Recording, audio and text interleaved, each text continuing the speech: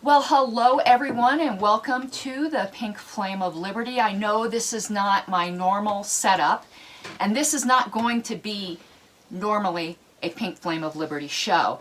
I don't think we've decided what we're going to call it. I want to introduce my co-host over here, Mike Seebeck. Well, say something, Mike. Something, Mike, right? We're going to be doing a show on another channel, but I'm putting this on this channel right now, hoping to lure some of you guys over into subscribing, either out of interest or pity, it doesn't matter.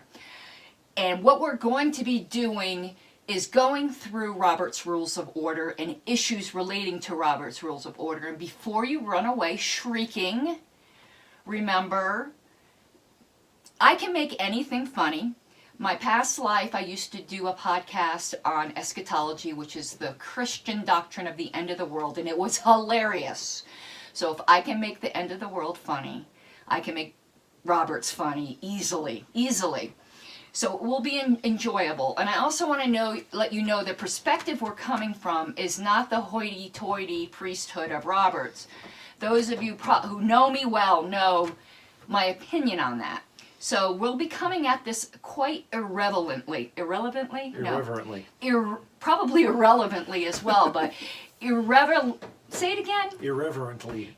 You're gonna be the one. Can you say superfluous? I can't say that either. Superfluous. Okay, you're gonna be with it because it gets hilarious whenever I try to say that. And if you want it with a New York accent, it's superfluous. Okay, you're gonna be that for me. Saying that word because it's always. Did we mention I'm here for comic relief? Well, we both are. We both are. We both can be quite funny.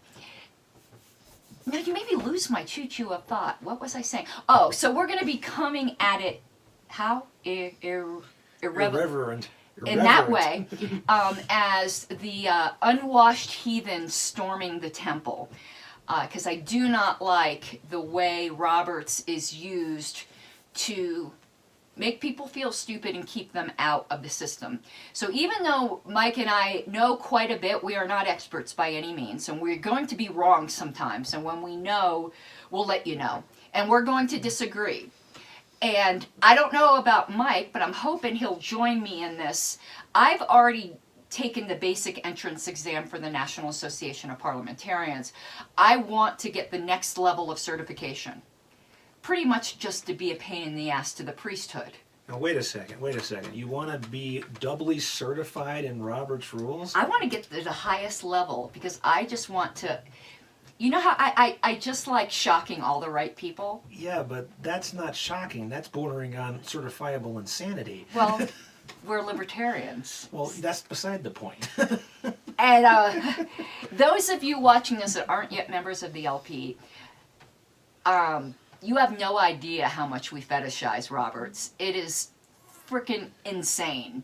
So this is why this is so important. And storming, yes. We both, listen, I've got you, I don't think he's got the tabs. No.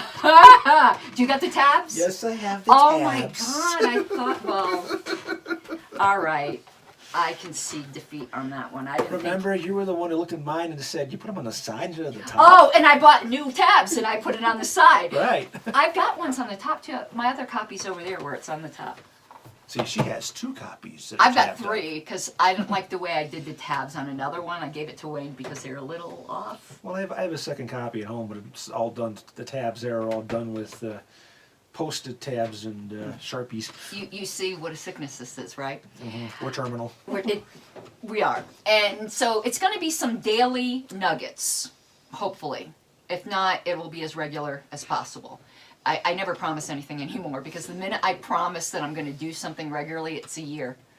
I think the last promise I made to Pink Flame of Liberty was last December, and here we are. So I'm not doing that again. But today, in this intro, we're going to be doing something that's of particular importance concerning Roberts and the Libertarian Party. And I don't know how to explain this well. And you jump in whenever you want. This isn't a me look at you and tell you when to talk thing. I'm just being patient.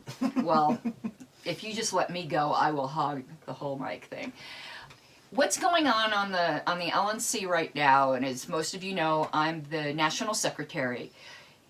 There was a membership application that was sent in, and the return address was from somebody incarcerated in a federal prison. We're not going to discuss the person's name. The person's name should never have been made public. One certain LNC member decided to take a confidential discussion public, and that was wrong. But it happened. It's wrong. But just because the cat's already out doesn't mean that I need to continue to do that. So I'm not going to be discussing the name of this person who is not a public figure. And because we had their name, we were able to find out what they were incarcerated for.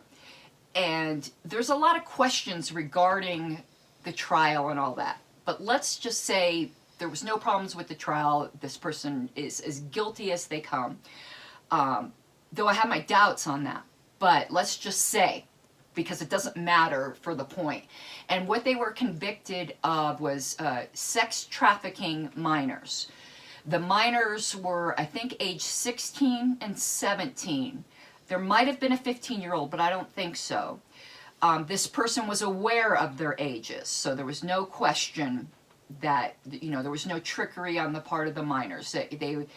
This person was fully aware of how old they were and basically acted as their pimp, from what I understand. So, helped set up prostitution arrangements for them through Backpage magazine. From what I understand, the girls are not alleging they were trafficked or that they were abused in any way. But of course, depending upon their level of mental maturity, they may not have the mental state to even be able to judge that for themselves. Though some 17, 16-year-olds can. I don't know the girls, so maybe they were mature enough, maybe they weren't. The law in most states would say they weren't. But that's what gets tricky. In Florida, at least when I last heard, the age of consent was 16. So in Florida, they were able to consent, though pimping is still obviously illegal. So there's a lot of different issues here. But let's just say, whatever the law was in New York, that they were below the legal age of consent and guilty, guilty, guilty. So this is where we're at. Okay, was the information found by staff running a background check or members of the LNC, or how did they come across the information? Okay, when Mr. Fishman, the executive director, got the application, he saw it was from a prison. Obviously, alarm bells happen. Sure. So he just ran a Google search. Okay. And this case pulled up. Because there's a lot of details about the case, because there was some controversy regarding it. So he was able to find out what the charges were. So that's how it came up. We don't typically run background checks on every membership application, but when it came in with a return address from a prison, that obviously raised concerns. And also raised concerns because there are political saboteurs. And was this something to try to set us up? I do not think Mr. Fishman was at all improper in inquiring and bringing it to the attention of the LNC in private, which he did. It wasn't Mr. Fishman that made it public. It was an LNC member that shouldn't have, in my opinion. Some people argue that he should never have brought it to the attention of the LNC. I don't agree. I would tend to think that, and this is speaking from someone who's been on a couple of state executive committees in the past, that when an application for membership comes in with that type of an address in play, it's going to raise some alarm bells because, let's face it, that's not one you see every day. Right. You're used to seeing address, city, state, zip code. You're not used to seeing so-and-so penitentiary. Right. Which makes you stop and go, what? And so I don't blame him for asking because he's staff. And it's not his job to interpret the bylaws. Mm-hmm. And he thought there could be a potential problem, so he brought it to the LNC. So I do not blame him at all for bringing it to LNC. Some people have said that never should have. No, I don't agree with that. He did it properly. So when he brought it to the LNC, there were some members of the LNC who believed we should not take this application. At the time, the check was not cashed. You know, it was just an application. He signed the pledge, sent the $25. And some members of the LNC thought we should send it back. Write void across the check and send it back. Under the argument, well, there was a lot of arguments, but basically that it would be detrimental to the image of the party. They were appalled, or thought other people would be appalled by what he was charged with. But things got really over emotional there, because you will hear some LNC members describing him as a pedophile or a child molester, and that is completely not correct. While technically anyone under 18, I suppose you could describe as a child, I don't think it's helpful to do that. I don't know about you, but when someone says child, I think of someone below the age of puberty. I tend to use the term for that pre-sexual, believe it or not, because they haven't hit adolescence Right, yet. prepubescent. Prepubescent, pre-sexual. They haven't hit the point where they are in a position to, forgive me for saying this, start reproducing. They're not in a position to probably make judgments about anything except for maybe what color dress they wore, or pants, or you know, whatever. Absolutely. So when I hear child, I flip out, because to me, you mess with children or animals, and you are like the most terrible person in the world to me. That's just how it is. And I will fully admit that I will go complete statist on that. Especially if it's your own kids. Any kids, you know. Yeah. To me, listen, I'll tell you my libertarian heresy. David Nolan once said that the mere possession of anything should not be a crime. And I suppose that is classic libertarianism. You want to know something? Call me not a libertarian. I do not give a fuck. I think possession of child pornography should be a crime. Sorry, string me up. I don't care. If I'm not libertarian on that issue, I don't care. If someone has child pornography, away. That's me. The purists would disagree with you. I know they would. However, I will say this as a father, I agree with you 100%. There is absolutely no reason for any of that type of crap to exist. Yes, you can argue property rights all you want, all day long. And from a philosophical and an abstract perspective, it's a legitimate argument. But when you're talking about kids who are unable to give consent to these things from either an age issue or a knowledge issue, because they're easily coerced, they're easily conned into things. Yeah, you give them a chocolate bar and you can bribe kid to do almost anything. And the result of it is that you don't have a situation where you have an informed consent of a rational adult able to do this. And there are adults that can't consent. I use the example, I have a mentally disabled aunt.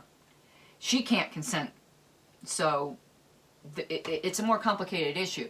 But here's my libertarian argument for saying that child pornography should be illegal. I do not think it should be legal to own anything unless it's for, and I will make certain exceptions, historical preservation, science, museums, that sort of thing. But I do not think private individuals for their own enjoyment or collection should own anything that by their very nature required aggression against innocent people to create.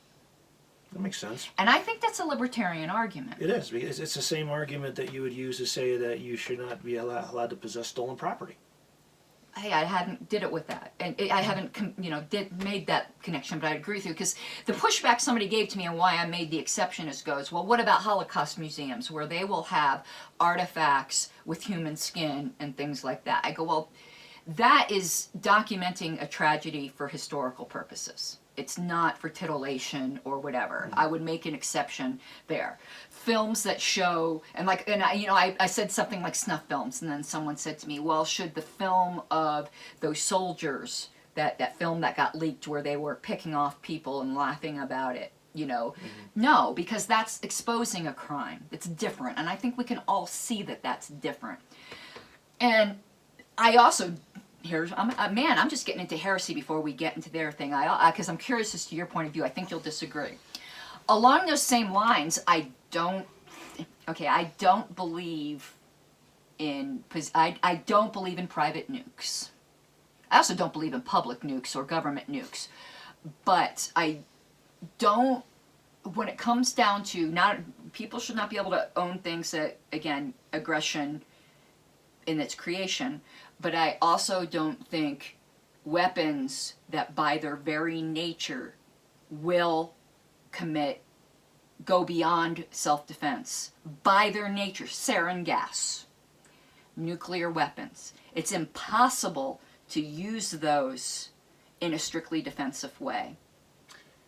Believe it or not, you're not going to get a disagreement from me. I made that argument a decade. Okay. I made that argument a decade ago. I have a 'Cause lot of people freak out. When you're dealing with weapons that you cannot differentiate between an aggressor and an innocent, and nukes fall under that, chemical weapons fall under that, biological weapons, even certain types of explosives. When you can't differentiate between an innocent person and an aggressor that you're defending against, and notice I'm not talking about aggression yourself, which is totally wrong. Those are the types of weapons that by definition are abhorrent and not libertarian. They in cannot nature. be used proportionally. They can't be used proportionally, and they also can't be used, I'm going to use the term surgically, to mean you deal with the threats while sparing the innocents. You know, with a rifle, with a handgun, and you aim it at the aggressor, yes, you can do that. But with a bomb, Unless you are the only two people on the planet. yeah, or unless the target area is something where it's only aggressors, you can guarantee that, and that's a question of tactics and situation and theater. You can't use them that way. Well, I'm glad we agree on this. Innocents do not deserve to be killed because they happen to be in the wrong place at the wrong time for somebody dropping a bomb on somebody. Period. And I work in defense, folks. So I think this is where a lot of people, for the sake of libertarian purity, make ridiculous arguments that really turn a lot of people off. And I don't think you have to make them, because I think we just made legitimate libertarian arguments. Because I think we would all recognize, even with a weapon we think someone should have, we would agree there are certain circumstances where you couldn't use it. I think people should be allowed to have machine guns. But I don't think you should be able to use a machine gun blindly through an apartment wall building where you don't know what's behind the wall. But that goes back to differentiation between the ownership of property and what you do with it. Right. And what you do with it goes back to the actions of the individual and whether what they do is aggression or causing harm to somebody else with the property or not. Right. And since it is possible to use a machine gun tactically and surgically, as you said, that I think it's fine to have one, but that doesn't mean you can use it in every circumstance. So anyway, I think that was kind of interesting just as a background to this whole thing as to where, if anything, but on those sorts of things, I don't care if someone thinks I'm not libertarian. The same thing will go for, I disagree thoroughly, and I believe you do too, with Rothbard's view on children. I forget exactly what his was. He believes that parents do not have an obligation to feed their children. Oh, for crying out loud, no. Right. So, okay, good. I'm sorry, folks. I have a 16-year-old teenager. I can't help but feed him. He's a bottomless pit. But I mean, he was talking about toddlers. At least your 16-year-old hopefully could go out. When he was a toddler, we were making our own baby food for him and feeding him that as we were getting him onto solid, regular adult people food. I think maybe as part of our responsibility as being a parent. I'm going to end up doing a show, I think, on why that's completely unlibertarian, to say that you do not have an obligation to feed your children. But anyway, I'm glad we got the edge cases. Yeah, let's get back to the... No, we'll get back, and I might end up editing a lot of this out or putting it separately. Who cares? So we have this membership application, and some people think that we should deny it, and that's understandable. Candidates don't want to have to answer why we have with as far as the public is concerned, a sex trafficker of teenage girls as a member of the party. Yet the Democrats have had Jeffrey Epstein and Hillary Clinton. Yeah, but that's a low bar. I don't want to compare ourselves to the Democrats and the Republicans, but I get it. I understand what the alarm is. I don't like it very, very much either. People, again, I think we made that clear. So here's where we get to the issue. On the face of it, before I start explaining, you might go, yeah, that's a no-brainer. Decline that membership. And that's what my knee-jerk reaction would be. And I think most people's knee-jerk reaction would be. And certainly people candidates, their knee-jerk reaction would be, because they'd be like, hell no, I do not want to deal with this. Fact is, though, if one LNC member didn't leak it, nobody would even know. Okay, we shoot ourselves in the foot with this all the time. Anyway, it's just like what Arvin, nobody would have known if we didn't make such a frickin' big deal about it. So we have to go to, how do you become a member of the party? And it is our bylaws that say how we become a member. And I think you've Yep. got it there. Okay, just to further fill in the background here, this is off the bylaws that we adopted in convention in New Orleans last year. I guess we're still in 2019 when we're filming this. So Article 4 for membership says the following. I'm just going to read it off. Number 1, members of the party shall be those persons who have certified in writing that they oppose the initiation of force to achieve political or social goals. Number 2, the National Committee may offer life memberships and must honor all prior and future life memberships. Number 3, the National Committee may create other levels of membership and shall determine the contribution or dues levels for such memberships. Number 4, sustaining members, that's in quotes, are members of the party who, A, during the prior 12 months have donated or have donated on their behalf an amount of at least $25, or B, are life members. Okay, so in stark procedural terms, the bylaws say what it takes to become a sustaining member is to pay $25 within the past 12 months. Or be a life member.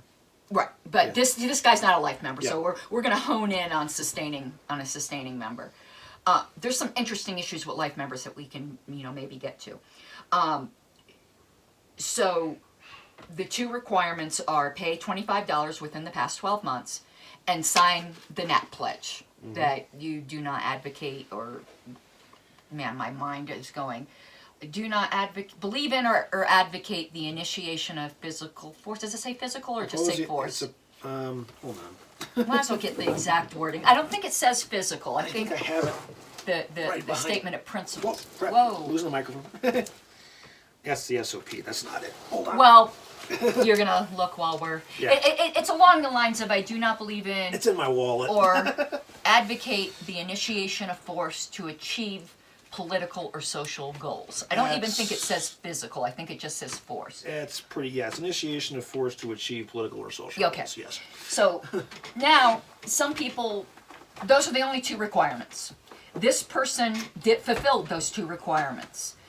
There's nothing in the bylaws that permits, there's not a third requirement that says, and the LNC likes you. There isn't a third requirement that says, and that you've never committed a crime in the past. Now, So- there isn't a third requirement that says, as long as your presence isn't embarrassing to the party. There's no Gidget squeaky clean or looks good on paper requirements. Correct. Now, some have argued that, and now we're going to start going through the arguments.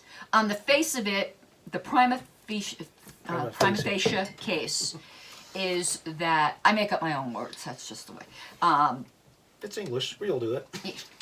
English is, I love English, you could just verbify anything, but anyway, I'm going on another tangent. Is that a word? It is now. Verbify is a word. Verbify is in fact a word. So on the face of it, there's only those two requirements, but we all know that sometimes things aren't as simple as they appear. So the argument some people have made is, since this guy has committed a crime, because we're going to take the judgment of the jury as fact for sake of argument, okay? And I'm comfortable doing that, because otherwise, I mean, we got at some point. In the absence of other information, we'll go with it. Right. I mean, that's the system that we have. Yeah.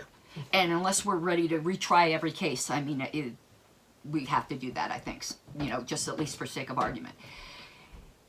They'll say, since he committed this crime, which would be force against those girls, that he cannot sign the pledge in good faith. Now, that is not a bad argument. It's misinformed, but it's not a bad argument.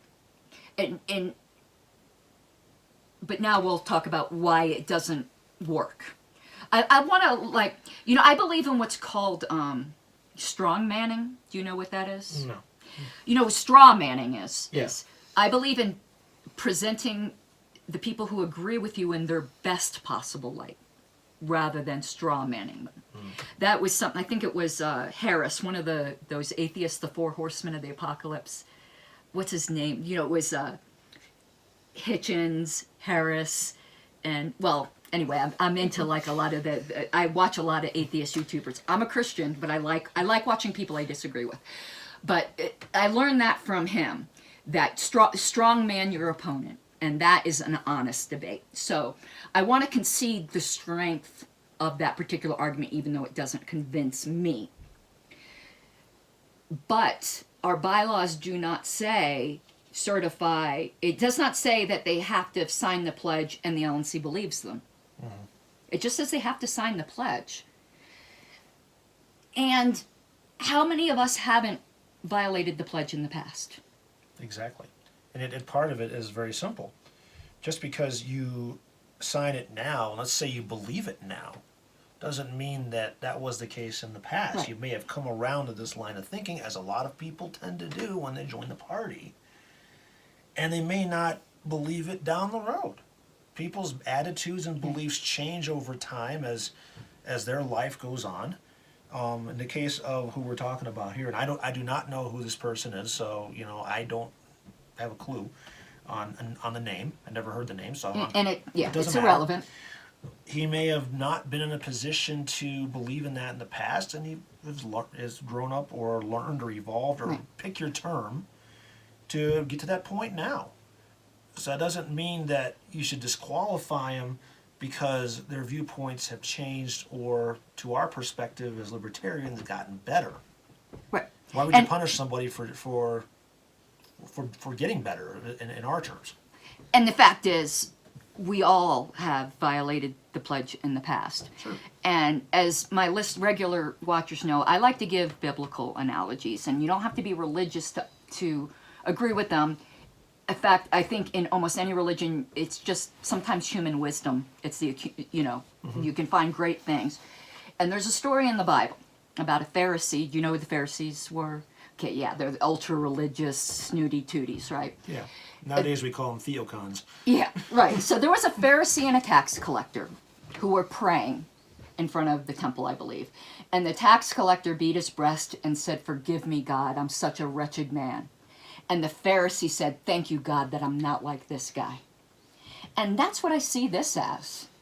But we didn't do that. We violate, but we didn't do that. It doesn't say, there's no levels in there, right? All I know is a year before I was a libertarian, not even a year, 6 months before I was a libertarian, I was advocating for single-payer health care. But you're doing much better now. Listen, I didn't know. And I remember, I was preaching it. It was in a casino and everyone was getting the Greta Thunberg clap, but... How dare you? How dare I do? Oh my God. So none of us are pure as the driven snow. And here's the fact. All of us are going to violate the pledge tomorrow. Why? Because the status system we're in makes it impossible. We are going to use services that other people may have paid more for. It's just impossible. Unless we treat the pledge as a suicide pact, there's already force initiated. Even something as simple as driving down the street in a different vehicle is that, because let's face it, okay, I just paid $70 in tribute to the county government, state government if you want, for my permission slips to use my vehicle on the taxpayer-paid roads, meaning my tax and my license plates. And you can say, well, I pay taxes, but... But my other vehicle, those same fees, finger quotes, okay, they're taxes, they're theft, we'll call it that, for those same permission slips for a different vehicle are 3 to 4 times as much. Okay, wow. Other people with other vehicles are paying different amounts for their vehicles, man, how old they are, what they are, The guy driving a Lamborghini down the road pays a hell of a lot more in tax in these things than my 20-year-old truck. So right there, you can make the argument that Yeah. The fact is, it's unavoidable. Even if it's just 5 cents, there's going to be some way where we took more than we give. right. It's just the way it is. So I do not pretend this purity. I work to minimize it, mitigate it, and hopefully eliminate it. But I don't think I'm better than other people. I didn't traffic minors, but I've done my own things to worry about. To be worried about what other people do sometimes. Okay, so there's that. So the fact is that things done in the past have absolutely no bearing on the signing of a pledge today. Dice don't have memory. Even if we're going to take that argument as legitimate, it doesn't mean he doesn't believe it today. And if the trial was not exactly fair, this could be somebody who got screwed by the state that is looking to us to right things. And it could be that very screwing by the state that drove him to become a libertarian. right. We get a lot of those. He could be being abused in prison. We don't know. But the fact is, even more importantly than that, is that's misunderstanding the purpose of the pledge. And here's where historical knowledge is key. And when I first heard the reason for the pledge, I didn't believe it because it sounded stupid, because I didn't know really the historical context. And I thought people were just saying that because, they were trying to water down the message or whatever. I was really paranoid in the beginning of the cage stage. The cage stage, Yeah. right? For those of you who don't know, the cage stage is when you're a new convert to anything. And you'd be better off locked in a cage for that year because you're doing more damage than good. And when I was a cage stage libertarian, I just thought everyone was, the evil moderates that were looking to water down everything. What tends to happen is you go off the deep end of the extreme side of it without stopping to think things through and analyze what you're actually looking at to understand what's going on. It can take you down some very crazy rabbit holes. And you become an insufferable jerk. With a tinfoil hat sometimes. Yeah. It's like, what's that other thing I say? When a jerk becomes a Christian, they're not a jerk. They're just a jerk with a Bible. And that's worse. So, yeah, I was in my cage stage. But when I started settling down, and some people would say I still haven't, but I have. Some people would say after 20 years I haven't either. But in some ways we probably haven't, but we're better. Getting better every day. And I learned the history. The fact is the pledge was never meant as a litmus test. We in fact believe it, and we hope people believe it, but it was never in there to say some people are in and some people are out. And how do I know this? Because the person who wrote the pledge was David Nolan, and he told us. He said to have something as a litmus test for in or out, would be useless because bad people will lie.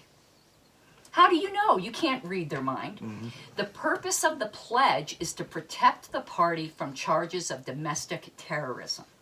Because in the 70s, when the party was formed, you had political assassinations and political violence. And for a while, people were arguing we don't need the pledge anymore because things had calmed down. Not anymore. We need it more than ever now. And just to add on to that, back in the early 2000s, right after 9/11, there was that whole controversy with MEAC out of Missouri. Oh, I'm thinking of McVeigh even, because he claimed to be a libertarian. Well, that's true, but that was even before 9/11. Yeah. But MEAC, the state of Missouri, tried to sit there and claim that libertarians were terrorists because of our advocacy for reforming the government. Right. And that was baloney. Now, I can also tell you from 20-some-odd years of working in defense with appropriate clearances, when you fill out that SF-86 for your clearances, they have a specific question on there. And I've brought this up at national conventions before. It specifically asks, are you a member of an organization that seeks to overthrow the government by violence? And with that pledge in play, we can honestly say, no, we are not. Even if a particular member goes off the deep end. Yeah, it's an insurance policy for our own personal well-being in cases like my career, and also to protect the party from being targeted by the government for these such situations. That's all it is there for. So to use it as a litmus test is abusing its purpose. It's not what it's there for. No, but that doesn't mean no, we don't believe it. Sure we do. We're not going to have somebody pledge to something we don't believe, but we also realize that it's only that's as far as it goes. You can't judge someone's heart or what they believe in their head. Yeah, and because the pledge exists and the certification for it, you have to go with the assumption that they are telling the truth and work with it accordingly. So that argument then, to me, historically doesn't pass muster. It's not what the pledge is for. And if we're going to respect the history of the party and the purpose of the pledge, we have to respect its reasons. So that's the one argument. So then the second thing is, besides those requirements in the bylaws, there's nothing in the bylaws that allow us to deny a membership. Some organization, including some state parties, bylaws have certain provisions either for throwing members out or for denying membership. We do not have that. Now some people will go, well, in silence then you'd go to Roberts, because our bylaws basically say things that aren't covered by the bylaws explicitly, I guess it's in there somewhere. You go to Roberts. All bylaws, all the state party bylaws, though some don't use Roberts, some might use Francis and Francis, but you go to your parliamentary authority when it's not covered by the bylaws. So is the fact that the bylaws are silent on this mean that it defaults to Roberts? No, because silence sometimes is saying something. Silence is saying nothing when it's an unusual situation that the delegates could never have thought of. And we're now dealing with something, a de novo novel situation. But the fact is, since the beginning of the party, we have had nutcases in this party that they've wanted to throw out. Yeah, no kidding. And we've seen a few in the past couple conventions. Yeah. And the delegates knew this. And over the past 50 years, there's always been someone we've wanted to throw out. The delegates could have, knowing of this situation, given the LNC that power. Hell, there's people who have probably tried to want to throw each of us out at some point or another. Oh, I'm an anarchist. I get a purge attempt at least once a month. It used to be more often, so I'm getting kind of encouraged by that. And you want to know, the argument's the same. We should get rid of the anarchists because they are embarrassing to our candidates into the party. Where have I heard that before? And if we're going to throw out this guy because he's embarrassing, what about pink-haired anarchists? What about Starchild? What about Starchild? Exactly. Who is probably the legendary poster child for individual expression in a way that harms absolutely nobody. But can be embarrassing to some people. Because they don't want to put up with the idea of someone walking around in butterfly fairies, or they don't want to put up with somebody else walking around with a galosh on his head. I'm talking about Vermin Supreme. But you know what? That individual expression is one of the things that makes individual freedom so great. And we'll forget about the way he dresses, and I don't mind using Starchild as an example because he's very open about this and he would approve.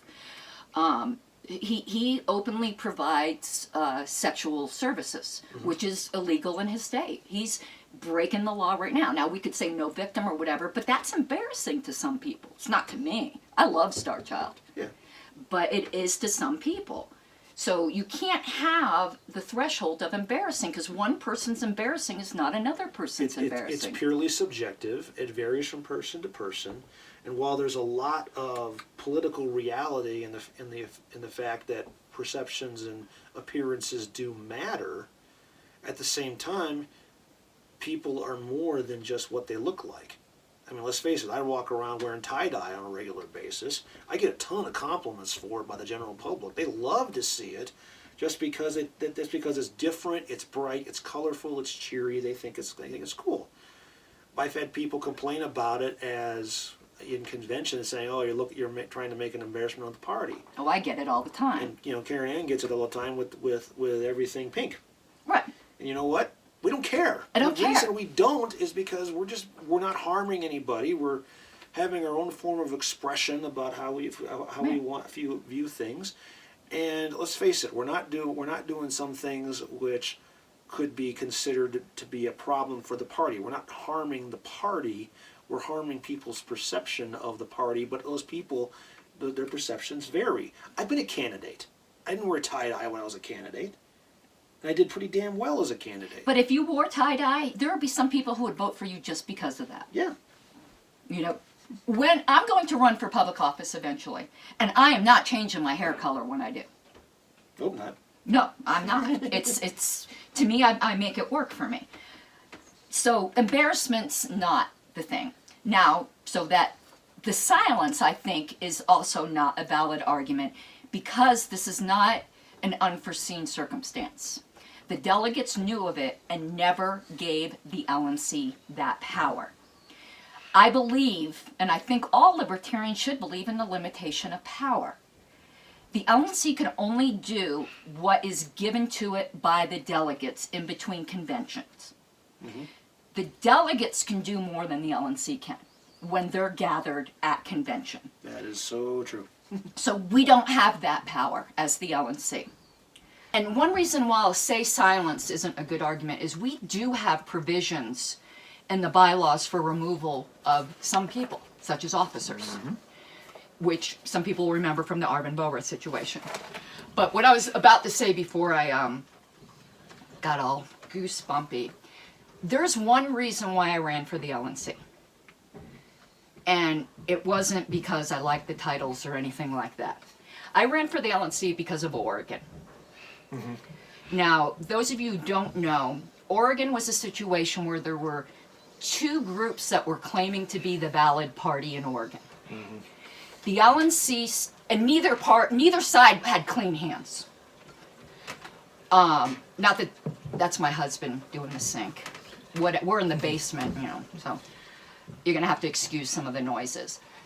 Neither side had clean hands. And there were a lot of people who thought one particular side was right. Mm-hmm. And they had a lot of arguments for that. They weren't bad arguments. So the LNC stepped in and said, this group is the valid party. They had very good reasons for doing that, and they did it in good faith. Some people don't think they did. I do. But the fact is the bylaws do not give the LNC the authority to decide who is the valid board of directors of any affiliate. In fact, it explicitly denies it. Well, it doesn't explicitly deny it. Well, it does and it doesn't. There's silence. And that situation is arguably unforeseen. And I still think the LNC had no... the LNC, the bylaws only give one method for disciplining affiliates. And that's disaffiliation. Mm-hmm. If the LNC's conscience was so grieved by what was going on in Oregon, they should have disaffiliated Oregon and started a new affiliate. They could have started a new affiliate with the people they thought were the valid people. Well, part of the problem at the time, and I don't want to say in the middle of it, but I was very involved in following it very closely, was that the way that the previous Oregon bylaws had been written, they had written themselves into a corner. They did. And they were trying to come up with a way to get themselves out of it, and that's what caused the whole controversy, which caused the LNC to step in the first place. Right. The Secretary of State also weighed in on it, saying that one group was the appropriate group, which is not the ones the LNC said, and that also didn't right. exactly help anything. So the Secretary of State said the other group had ballot access, but that's neither here nor there. The LNC could have been 100% right. They did not have that power. Mm-hmm. And I objected to that because I saw in the future they could do that to Colorado. Mm-hmm. And I didn't want them to do that to Colorado, so I ran for the LNC. And then because I ran as a regional representative, then my goal became they're not going to do that to any state in my region. That's my motivation for being on the LNC. So I will never, ever, ever vote to expand the power of the LNC beyond what the bylaw says. Never. And we do not like when the federal government does that. And we all like to think the federal government is always bad.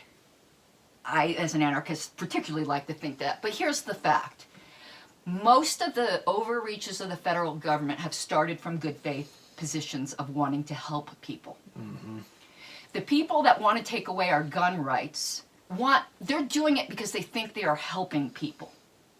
Some of them, yes. Most of them, yes. A lot of them, no. Well, I think most of them really honestly believe it will lead to a safer society, and their hearts are grieved by seeing children killed in schools and things like that.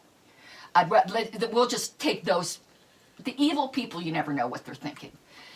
But it doesn't matter. The government doesn't have that authority. The Constitution is our bylaws for the country. Yep. So I will not go beyond the bylaws, because then I think we would be complete hypocrites in condemning the federal government for doing it. So, does it though default to Roberts? Let's pretend it does. What does Roberts say? Expel member. Okay. Where you at? 292, 30, so let's look at page 292. If dues are not paid, the society, instead of accepting a resignation, the society may expel them. Well, Not relevant here. Exactly, because Dues have been paid. Yeah, and in this case, yeah, what's a reasonable time when you're first becoming a member? But dues have been paid here. Yeah, So next reference is page 308. yeah. When a resignation has been acted upon, or a person has been elected to or expelled from membership or office, and the person was present or has been officially notified. What is this? Oh, it's just saying you cannot rescind or amend a resignation that's been acted upon as long as the person had notice of it. So again, that doesn't matter. No. But what's interesting about that is the notice issue. We can't just throw anyone out without notice if Roberts applies, but anyway. Right. Right, I mean, it does imply here that an expulsion can be done, but I don't think it specifically states anywhere how to do it. Well, I think it's saying if one was done without saying, because obviously some groups, some societies do provide for that. Right. So 648 is the next reference, and I think here's where we're getting into That's chapter when 61. Yeah, it is. Okay. Protection from annoyance by non-members in a meeting, removal of an offender from the hall. That is not, That's irrelevant. okay. Here's where I think is relevant. Offenses elsewhere than in a meeting. So, Okay, hold on a second. I'm catching up to you. What page is that? 649. Okay, I was going past it. Yeah. Okay, the first paragraph. If improper conduct of a member of a society occurs elsewhere than at a meeting, the members generally have no first-hand knowledge of the case. Therefore, if disciplinary actions to be taken, charges must be preferred and a formal trial held. There's holes in the Yeah, mine there, too. held before the Assembly of Society, before a committee, standing or special, which should be required to report its findings and recommendations to the Assembly or action. However, here's the key point. If improper conduct by a member occurs, At this point, the person in question was not a member, Right, so this can't apply. right. You can't discipline somebody for actions they haven't done if they're In the past. in the past when they're not a member of the society subject to the discipline rules in the first place. Right. Now, here's what's also interesting. The society in this case is not the LNC. The society is the delegates at convention. Yes. And it says if disciplinary action is to be taken, a formal trial must be held before the assembly of the society or a committee appointed by the society for that purpose. Correct. We do not have such committee. It's not the LNC. No. And there has to be a trial. And in several states, that type of committee is explicitly delegated to the states, in some cases central committee, in some cases state executive committee, the board of directors, however you want to label it, to do that. LNC does not have that delegation. Correct. And the bylaws do talk about what are committees that the LNC can deal with. Now, argument can be made that the LNC could do an ad hoc, whatever. Okay, let's just say so. there still needs to be a trial. This person's in jail. Mm-hmm. Who's going to be going there to conduct this trial? Because you sure can't do it over a video conference. Not if he's in jail. If the member doesn't waive it. Mm-hmm. Dinner's ready. Oh, I'm not ready to eat yet. He is. Are you? Yeah. Well, we'll take a break in a minute. Let's finish this section. Yeah. And then we'll take a break. Okay. And I'll make sure everything recorded We okay. can and- edit, yeah. So there has to be a trial. And everyone that I see talking about we have to defer to Roberts, no one brings up this issue of a trial. Mm-hmm. They ignore it. Well, I'm sorry, that's not valid. What they're probably looking at, and I go back to page 643. Okay? Okay, the very first paragraph here. In most societies, it is understood that members are required to be of honorable character and reputation, and certain types of associations may have particular codes of ethics to enforce. Although ordinary societies seldom have occasions to discipline members, an organization or assembly has the ultimate right to make and enforce its own rules and to require that its members refrain from conduct injurious to the organization or its purposes. No one should be allowed to remain a member if his retention will do this kind of harm. That's what I think they might be looking at, because of the argument there that that they want members refraining from conduct injurious to the organization or its purposes. They may be making the argument that their mere presence as a convict in prison is that conduct that's injurious to the party.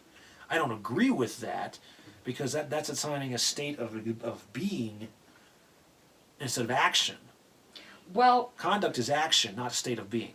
it also, though, goes on to say an organization or somebody has the ultimate right to make and enforce its own rules. Yes. So it's assuming that there are certain rules that say good standing, or like if it's a church, Yeah. Christian or whatever it might be. Yeah, and there's even cases. There's a case even here in the national bylaws for the National Committee under Article 6, where it says that they can suspend an officer by a vote of the 2/3 of the National Committee, and they can challenge the suspension by an appeal to the JudCom. Right. And it goes through those details. Now, what it doesn't say here, unless it's a different section. It just says for cause. Right, it says for cause, but it doesn't say what for cause is. No, it doesn't. So, but there is an example of the rules being set in place, the process being set into place to address that specific type of situation. We do not have any kind of good moral character requirements in the bylaws. Which is a good and a bad thing in our own ways, depending on what your perspective is. Well, because it's so subjective. Exactly. But it says refrain from conduct. He's not allegedly trafficking people right now. Yeah, It doesn't say anything about the past. it does not.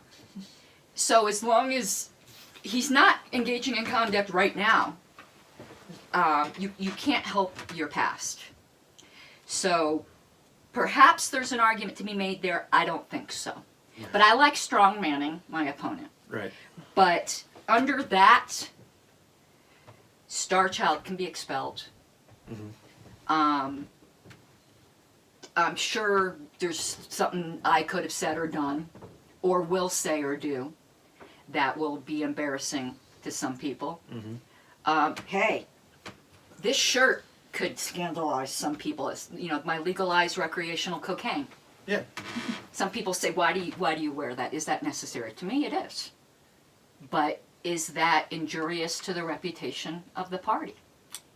Several years ago, this was 2002 or so, we had a prominent member of the party in Colorado, mother of 2 children, was on a local radio show down in Colorado Springs. And this radio host has always been friendly to us as libertarians. He's a good guy. He's not on the air anymore, unfortunately, although I still hear him doing commercials every once in a while.